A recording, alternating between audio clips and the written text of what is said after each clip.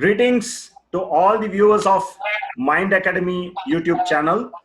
So the buzz around the town is about the new educational policy 2020. This was a long due. It's been quite some time. The last revision happened in 1986. You heard it right, 1986. It's been quite some time. Yeah, there was some minor amendments to it, I think somewhere in 1992. But the brief outlook on the policy was last time reviewed in 1986.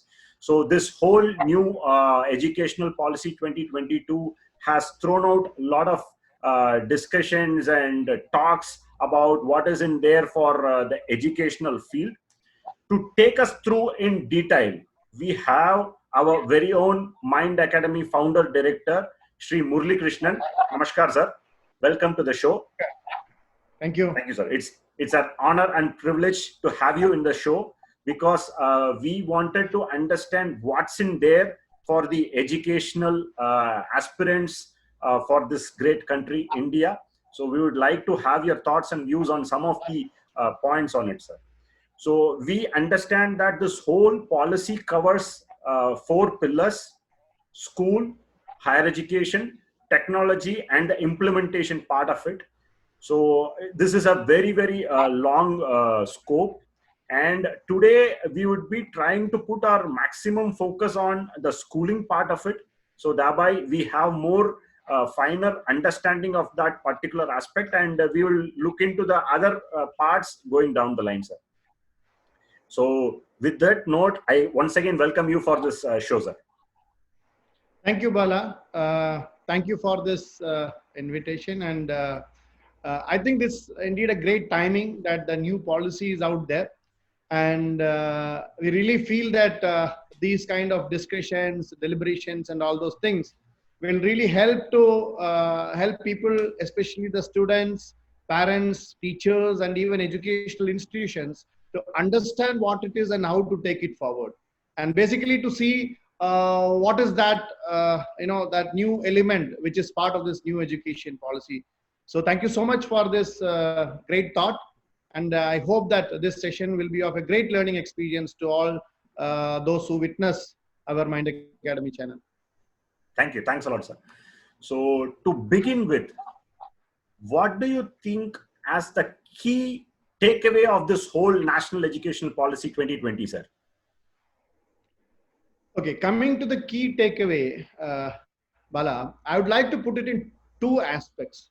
One is the aspect in which the policy is designed, and number 2, the aspect in which we have to look at it, the way the new policy is developed. Coming to the aspect in which it is developed, I would say that they have taken a very global approach. If you know that United Nations has got Sustainable Development Goals, and the vision of this policy exactly fits very well with the Sustainable Development Goal number 4, which talks about equitable, knowledge or education for all, to make sure that we have a vibrant, knowledgeable society. So it starts from that global appeal. So that's the kind of vision that you have put forward. And the vision of this policy indeed looks beyond that. When I say beyond that, they're trying to link it with the basic Indian culture and roots. So what they have looked forward is to connect our roots, connect our Indian culture, and to ensure that the next generation truly becomes global. I would say global citizens. So these are the 2 key aspects. And the third one, which has gone well into this policy making, is they have understood the fact that one size doesn't fit all. So there is room for everyone. We were talking about this, education aspect, not having or not considering the uniqueness of each and every one of them. So that becomes a key pillar in this new policy. So that is when we look about in terms of how the policy is built. Now, when we really comes to the key aspect of what we have to take as a parent or as a student or as a teacher, I would say that they have considered the cognitive development of a child, the brain development of a child into consideration. That is why if you see, the old policy was of 10+2 culture. We have 10 and then +2 culture. Now that is being moved as 5+3+3+4. And if you really look, that is how a cognitive development of brain happens in a child. And more importantly, we all know that by the age of 6, more or less, a child develops his or her brain almost fully, I would say. The basic etiquettes and the basic knowledge, those things happens before 6 years of age. And if you really look our education system currently, this aspect of our education system is not that formal. It has been left to different people, and it has been taken for a ride. So the new policy of the first 5 years includes these 3 years also. And there is a curriculum for that. So that ensures that, and from that level, so we must look at that aspect. When a child's brain is developed, the education system is getting very well aligned with that. So that is one of the key aspect that I will have to take forward. Then the next aspect is, as I mentioned, it is taking care of the uniqueness of each one of us, I would say, children. Then there are many other things like the curriculum has been reduced. Integration of technology. Of course, when we look forward for 21st generation children, the integration of technology has been in place. And then till now we see that no, it is all about memorizing and going and writing whatever is memorized. That has been totally changed into critical thinking, creativity, innovation, and all those things. And even according to that, the exam model has been changed, because it's no more going to be a memorizing certain things and going and writing it down. It's more going to be on the application side. And overall, I would say that they have looked into a holistic approach rather than a narrow approach. So this holistic approach is one which is giving ample space for uniqueness for each and every child. These are my key takeaways. Of course, there are many more. I know that it takes, we can talk about it for hours, but this would be my key takeaways from the new education policy. Excellent point, sir. You have touched up starting from the sustainable development goals from UN till this, differentiation. So you have given me a leading question to the next one, sir. What do you see as the primary difference? Because when we have a new educational policy, I think it will be wise if we have some points on this part. What is the key difference between the earlier approach and the current policy, sir? What are your thoughts on that? Okay, coming to the key difference, I would say if you look at the current policy, which came into existence in 1986, the two key things were equity and access to education. And of course, there was one amendment which happened in 1992 towards right of education. So I would say those were the three key pillars of education till now. The new policy along with those three is having the quality aspect. So the vision itself says that it's quality education for all, which matters a lot. So that is the key difference from the current, education policy. If I may quote our Honorable Prime Minister Mr. Narendra Modi, he told about the intent and content transformation. That is what the new policy is aiming for. So apart from that, there are many other key differences. One is like flexibility in selecting the topics. So it's a huge lot of flexibility has been given to the children. That is where the uniqueness come into existence. Then, if you look at current education pattern, there are so many silos. So there are no hard separation. Like, for example, arts is separate, science is separate. There is curricular, co-curricular. There is vocational, academics. So all these things were separated now. And we have a tendency in our society that people consider it, something superior and something is not so superior. Okay, and that also has to play with the mindset of people. So what they have done is there is no hard separation between everything is put under one. So everything is going to get enough importance and fair share of importance for all the aspects of learning. So this will take away so much of burden from the parents, from the peer pressure and all those things, because children now have the flexibility. Third key thing is, if the current policy focuses or wants the children to learn certain things, now the new policy focus on making them feel how to learn. Mm. How to learn new things. And this is one key aspect, because we all know that learning is a continuous process. And if we know how to learn, and you know, that makes the whole ball game very easy for all of us. The learning is a continuous process. So the new policy is explaining or helping children to know how to learn things. So altogether, it's a holistic approach of complete overall development.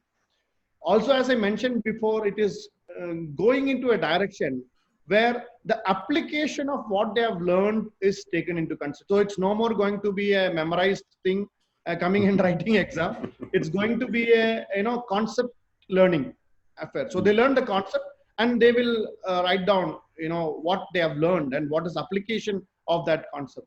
Apart from that, yes, we are looking forward for a 21st century or 22nd century. Technology has been given enough space within the new curriculum. But when we say technology, it's not only in terms of learning. They are utilizing, the new policy aims for utilizing technology in terms of administration, in terms of teaching the teachers, in terms of many other aspects. We say technology is not only about the children, the child aspect to it. There are many other dimensions to it which they have taken care. And I would say the most important thing that I felt is they have given enough focus on vocational training. Mm-hmm. So till now, if you see, vocational training has been considered as something inferior or something different. Now, the new concept new policy has given enough room for vocational training. So overall, I would say that it's a multidisciplinary or interdisciplinary stuff which aims at a holistic development to convert our next generation into global citizens. That is what I see. So those are the main key differences from the... Excellent, sir. The key expectation for more than 2 decades, you have summed it in a very nice way. Quality is what you are saying, that is the key addressed aspect over here. And also you are saying that, I have felt it myself, sir. When a student approaches the so-called conventional way of taking the progression, so then they are treated in a separate way. People who have this vocational approach or arts and science, they were treated in a different way. You have put it in a very nice way, because now there is an equipedestal where you all operate on the same basis. You start with the same starting point. So I think that is a very good takeaway for us from your points, sir. Thank you for that.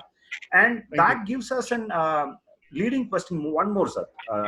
If you see, I have personally witnessed, students in the higher education or high school level, they generally, with this existing setup of educational policy, they generally remain uncertain of their next set of progression, especially with respect to what should be their career selection, or what should be their next studies which they should be pursuing. Because you rightly pointed out in the previous point that how to learn was a point which was generally not that much emphasized. With this new educational policy, do you feel that that question will be addressed? Your thoughts on that, sir? Of course, Bala, that question will definitely be addressed, and I would say much more. Why? Because if I may put it in one line, I would say if the current education system creates job seekers, the new policy is going to create job creators. Okay, and now if you look at the main key points which I mentioned before, like flexibility to choose your topic, the uniqueness that is being considered, or the taken care of the uniqueness of each child into consideration, and also the breaking the silo culture and mixing vocational with academics, and there are no hard separations. So this gives an ample opportunity for a child to pick and choose whatever subject. Of course, there will be certain subjects which they have to learn, which is anyway required. But other than that, there is a huge lot of flexibility, applicable in this new policy, which helps not only in selecting the right career path, but a career path where the child is passionate about. Because as we all know that, when you are passionate, the sky is your limit. So this new policy is giving ample, opportunity for a child to select or go into an area where he or she is so passionate about.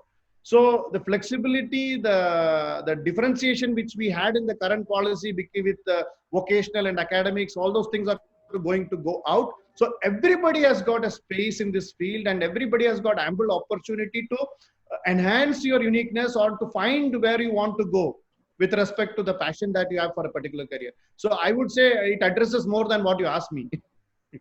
Thank you. Thanks a lot, sir. I still remember this quote which you most often quote: "Live the life you love and love the life you live." I think this new policy will give more space for people to have that kind of an life approach. I feel so, sir.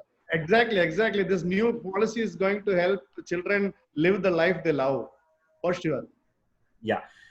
And during your previous answer, sir, you were talking about having more people having an option to be part of the system. And when you go through the policy, there are emphasis which is given more about the school dropouts being taken back as part of the system again. So what is your views? Why is this emphasis? Can you just throw more light on that part, sir? Uh, if you look at the current policy, we all talk about children getting passed to the next grade, about the scores, what they score and all those things. It's all about, differentiating between those who study on a particular aspect well and leaving behind the people who are not so good. And even the society looks them at in that way. But there is some statistics which came from UNESCO Institute of Statistics, which says that way back in 2013, I'm not telling 2020, it's in 2013, they say that we have around 6.2 crore children who are dropouts. My goodness. When we say 6.2 crore children, we are talking about 6.2 crore brains. We are talking about 6.2 crore unique skills available in the country. That is as good as a country's population, a small country's population. Exactly. So that is what it is. So, and also, if you really look at that, this is an inclusive approach in the new policy. Why? Because we don't want to leave anyone. The whole process of education is to enhance the child growth. Why we want to leave them? So the new policy is exactly aiming to bring back the children to the mainstream education so that we can make them better citizens, whatever way they are. It's not about getting some particular mark in a particular exam. It's all about an overall development. It's all about an holistic development. So yes, the policy is giving enough focus on bringing back those children. And I don't think there will be any dropouts. It's about, finding your way within the system. It's that, probably the word dropout will also be not there in the new policy. Because what I've heard is they are going to have a formative assessment system where they will assess a child and ensure that the direction is changed within the system itself. So I don't think any child will be left out from the system. So they have given enough emphasis to ensure that those brains are tapped well, those human resources are tapped well, and tapped well in a way that it suits the country as well as to them. So yes, that's indeed a great move which I find in this new policy. Excellent thought process, sir. There are good options to maneuver in this point, which you are saying that. Thanks for that. So, and it puts a point in my mind, sir. During this, answering, you mentioned about this vocational emphasis which is being laid out. So, how is this whole vocational approach at a mid-school level is going to add value to the whole system, sir? Can you just share your thoughts on that part, sir? Sure, Bala. Actually, coming to this point, they've again gone back to the Sustainable Development Goal, and the target for Goal 4.4 is to have vocational and technical skill development to have a healthy society. That is one of the targets which they have as far as UN Sustainable Development Goal is concerned. And here again, the policy is looking at a global approach to ensure that this particular skill is enhanced. Now, there are certain, factors to it, there are certain statistics to it, which they have done comparison with different countries, where within the age group of 19 to 24, the children that they have, skill enhanced program, which who have gone through the skill enhanced program, is around about 52% in US, around about 70% or more than 70% in Germany, and close to 96% in South Korea. Okay. And when you compare the same number of skill development or skill enhancement courses or children who are capable of those skills here in India, it's hardly 5%. So there is a huge delta between the developed countries and where our children. So to make them global citizens, to make them, reach to that level, it is important. And I'm happy that they have considered it in this policy to impart vocational skills. This is one aspect of global aspect. Now, when you come to our own country, the problem is that there's a special mindset, or there's a separate mindset. We normally consider vocational training when somebody is a school dropout from a mainstream. So this mindset makes our vocational training much inferior, and people don't want to join those courses. Or if they join, they're considered as inferior. To be frank, that is what how we see that. Now, this new policy is aiming at a global approach. At the same time, including these vocational skills into our normal curriculum will help to come out of that particular aspect of considering them inferior. So this is indeed a great direction that the new policy is taking the new generation forward. Thank you, sir. You are talking about having a cultural shift in our approach, especially Exactly, with respect to your mindset. So when you say mindset, it puts a thought in my mind, sir. This new policy is expected to be rolled out in 2022-23, if I'm not wrong, somewhere in that margin. So if you see, the first grade 10ers are going to be the current grade 8 people, I think so, if I'm not wrong, maybe one batch plus or minus. So what is your view, how this historic batch, when I say historic batch, say when we say a grade 9er, so they will be looking at their juniors as a team who had a great opportunity in front of them. Okay, and there is a probability that this mindset will be having that they missed an historic opportunity. And having said that, the grade 8ers will have this additional stress because whatever has to be experimented, they are going to be the experimental batch for that. So both will have their own psychological impact in that. So what is your suggestions or points for those historic batch students, sir? I think this is a very valid question because people will be, children, especially students, will be looking forward to see an answer on this. But I would like to put it in this way. I hope that they are going to roll it out with 2024 10th grade batch. I'm not really sure, but let's say that is the case. Yeah, tentatively, I guess. Yeah, so if that is the case, then the current 8th graders will be the first batch who will be writing that board exam for grade 10. And then current grade 9, they are the one who is going to miss the bus. But I would say, first of all, let me talk about grade 8ers. Congratulations to you guys. You are lucky that you are going to be part of a great system. And for sure, there are many things that awaits you in the whole process. Enjoy the learning process. The curriculum is going to be far less now. So, and a holistic approach is going to be, or an overall development is going to take place in all of you. So congratulations for that. Enjoy the ride. Coming to the grade 9ers, we always, when the policy was rolled, we also felt that we missed those, those nice. Agree, The same thing will be going on, or much more than what we feel, grade 9ers will be thinking. Sorry to interrupt, sir. On a personal front, I felt why now? Why not back then? So I had that feel. Sorry for the interruption. I'll first touch upon about grade 9ers and then I'll come to your part. For grade 9ers, see, this education system has got 4 parts, and what we are talking now is the first part, which is schooling. But a more interesting part is there in the whole policy, which talks about higher education. Now, higher education, they are going to have it in a research-based and teaching-based education. So there are ample opportunities for you. So don't think that you missed the bus. You are going to have a much better ride when it comes to your higher education. Like you'll be having much bigger campuses, which focuses on researchers. The funding will be more for research and things like that. So the quality of education, I always feel that higher education quality has to be much better because that has to have more to do with your skills. So when you have options to do researchers, when they have funds with colleges and universities for focused researching aspects, that's what going to help you. So for those ninth graders, don't worry at all. There is a huge lot of excitement waiting for you there also. And congratulations to the grade 8ers, because you will be the first batch, who will be writing if it goes as per plan.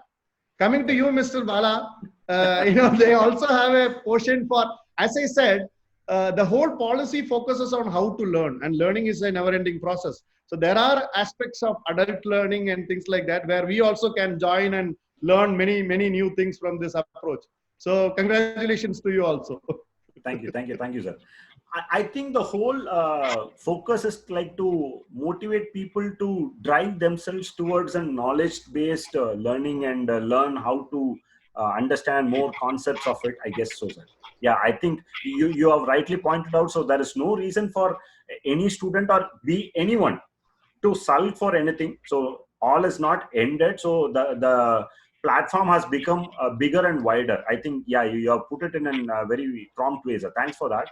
So when I see it, like, an aspiring country like India trying to be a knowledge-based society, what do you think is the key role of institutions and teachers, if I have to put it that way? What is your thoughts on that, sir? What is their roles, basically?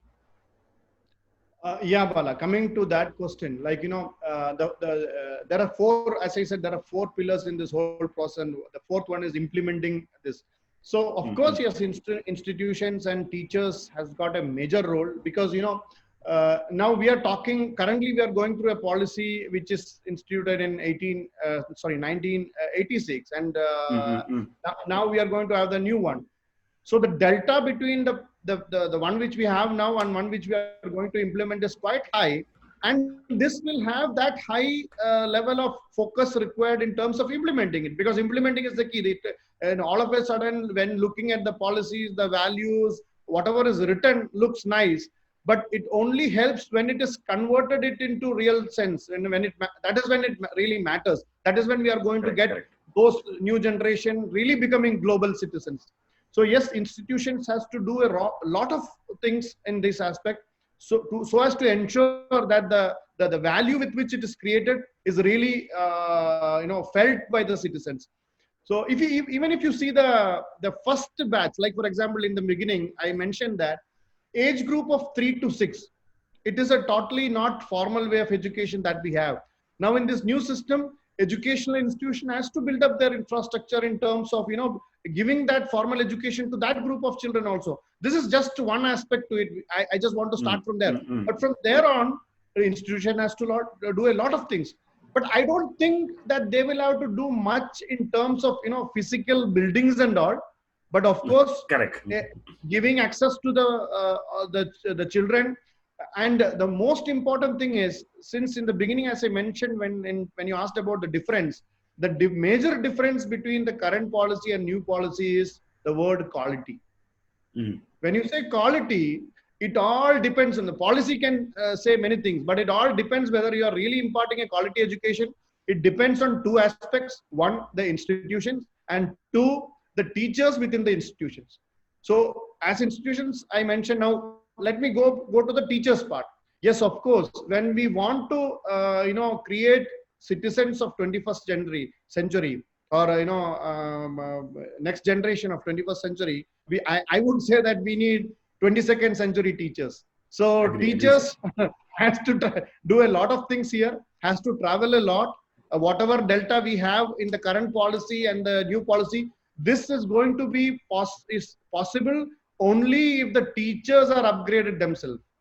But yes, the policy aims at giving their fair share of respect in the society. Teachers are going to be considered, we all know that all professions, they're all built by those teachers, by those, because we always consider teaching as a noble profession. But yes, there are many things which they have to undergo. But for that also, there are policies in place like continuous professional development courses. Teachers have to go through it. Now, technology could be a big challenge for the teachers to cope up with. But yes, if we want to generate 21st century citizens, it has to be done. So those challenges, I would not say that challenges, but yes, there has to be a lot of transformation which has to happen within the institutions. and within the teachers to ensure that we give a quality education to all our next generation. Excellent point, sir. I think from your answer, what I understand is like, uh, this last point which you mentioned right now is the key for the success of all the other Exactly. points which we discussed. So this is the linchpin. Like, if there is any hurdle or any thing which happens here can impact the overall policy of this one, sir. Very well put forward that. So that brings a very key question in my mind. I have seen you from close quarters talking about the sustainable development goals back in 2019, February, March, how this whole educational policy should be reimagined, how it should be envisaged for this 22nd century. I have seen you developing certain modules for the next generation based upon that kind of a vision.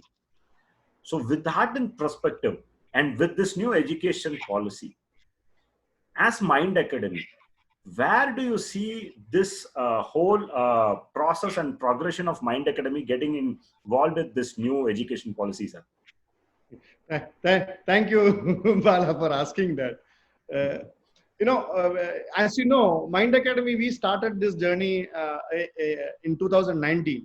And if you really look at most of our programs, be it Turning Point, be it Navigator, be it Pathfinder or Mind Explorer, or the recently one which we are conducting called the Extraordinaire with the drone boy of India, Mr. Harshvardhan. All these programs, if you really look, it focused on the uniqueness of the child, the cognitive development of the child, the personality, and matching where he should be focusing forward for in his journey forward into his career. Also, if you see the Extraordinaire along with Mr. Harshvardhan, it focuses on enhancing the campus student to a corporate gentleman, or so the whole focus was around an holistic development of the child, keeping the personality in view to ensure that they are skilled in terms of whatever industry demands is.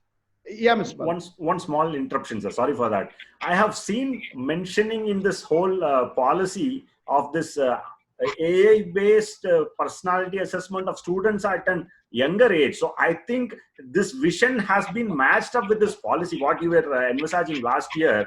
So if you see now, this has been mentioned in more than one place in this whole policy. So it adds lots of value what the thought process was there last year. Back to you, sir. Sorry for that interruption.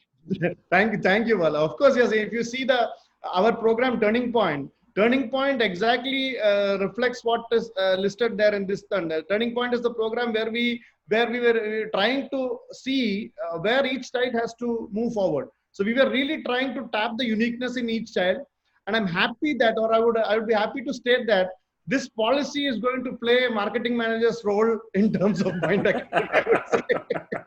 I agree with you on that. Because, to be frank, it is going to give us enough push, because what makes me feel happy as part of Mind Academy is that whatever we have visioned or whatever we have felt has to be there in the education domain. Somebody at the stature of Dr. Kasturirangan has mentioned it in this policy. It gives us a feeling that we were in the right direction. So that is what I would. So it's not that we have to play some part now. We already started this role a year back, or maybe 1.5 years back, and this is going to give us that extra push to really help us move forward in the right direction. I agree with you, sir. This is going to be a shot in the arm for the whole team. I can understand that part, sir. You rightly mentioned ISRO, and the people from ISRO have a special place in the whole structuring of the strategy for India for quite some time. Be it our great Kalam sir, or now you rightly mentioned Dr. Kasturirangan sir, who's the chairman of this new education policy for this 2020. All being said and done, it's always good to have both side view of a policy. We are very much sure that a person like Dr. Kasturirangan sir would have left no stones unturned. But it's always wise, aspiring to be a part of this knowledge-based society. It's always good to weigh both sides of a coin. we are seeing a positive, overwhelming option on one side. What do you see as a probable roadblocks or challenges this whole policy may face when it is phased out or rolled out, or like, what do you feel could be the points which will be coming in its way, sir? Yeah, Bala, if you may recollect what I said before, like, the current policy is instituted way back in 1986. Okay.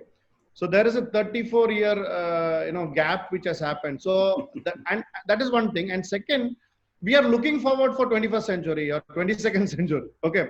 Correct, And when you look at that way, the delta of what we have now and what we are aspiring for is quite high. Okay. And if we want to achieve this delta, it all depends on now. This policy is all good in paper, and we are all in for it.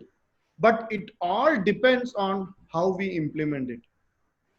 So there could be a lot of challenges coming forward in terms of institutional arrangements, in terms of how we are going to build up those teachers. As I said, teachers has to be of 22nd century if you want to teach 21st century. So, and you're going to teach, teachers who are not well tuned with the new technology and all. So enhancing the role of a teacher and the role of institutions is going to be a big challenge. But I don't say that it's impossible. It is very much possible. But that is one area where we all should give extra focus so that we get the most benefit of what the policy states for. So that is one aspect which I feel that extra emphasis has to be given. And moreover, I've seen places where it is mentioned in the policy that a lot of autonomy is expected or is to be given to teachers in terms of formative assessment and all. So, and when you mix it up with quality education, the quality of teachers has to be emphasized well. So it is important that we have quality teachers, not only in terms of education, but also in terms of, the quality in which the education is imparted. So I see that as an aspect where, we need to give extra focus. Other than that, as far as what is mentioned in the policy, it is indeed going to take our next generation in the right direction. Well put forward, sir. I think, it re-emphasizes the quote which you generally most often use. The positives should not keep us, having a blind optimism. So this journey is going to be long, and we should be realistically optimistic because there is a very big task laying in front of us to make sure that, we make best use of this whole policy. So it's all on the actions which we are going to take in the coming years and decades to transform this whole country into a knowledge-based society. Thanks for that, sir. It reminds me of this whole quotes of Dr. APJ Abdul Kalam, sir. If you read almost in all his books, majority, he emphasizes of India being a knowledge-based society.